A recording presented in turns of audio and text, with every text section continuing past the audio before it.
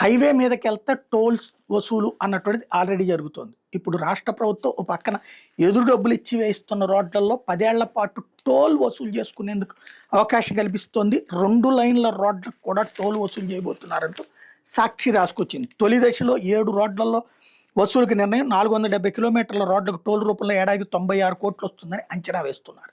ఒకవేళ ఆశించినంత రాబోతే ఎదురిస్తామని కూడా చెప్పింది. ప్రజలు ఏ మేరకు స్పందిస్తారు? టూ వీలర్ దగ్గర, ఆటోల దగ్గర, ట్రాక్టర్ల దగ్గర డబ్బులు వసూలు చేయకపోతే కారులోళ్ళు పట్టించుకోరు. ఇంకోటి మనం చెప్పడానికి కూడా మన చేతిలో మీడియా ఉంది కదా, టోల్ వసూలు చేస్తేనేమో కేంద్ర ప్రభుత్వాన్ని, వసూలు చేయకపోతే రాష్ట్ర ప్రభుత్వాన్ని అని చెప్పేస్తారు కదా. కాబట్టి ఏముండదు, ఈ కారులోళ్ళు పట్టించుకోరు, ముందు రోడ్డు బాగుంటే చాలనుకుంటారు. కాబట్టి ఆ ధైర్యంతోనే టోల్ వసూలుకి దిగినట్టున్నారు.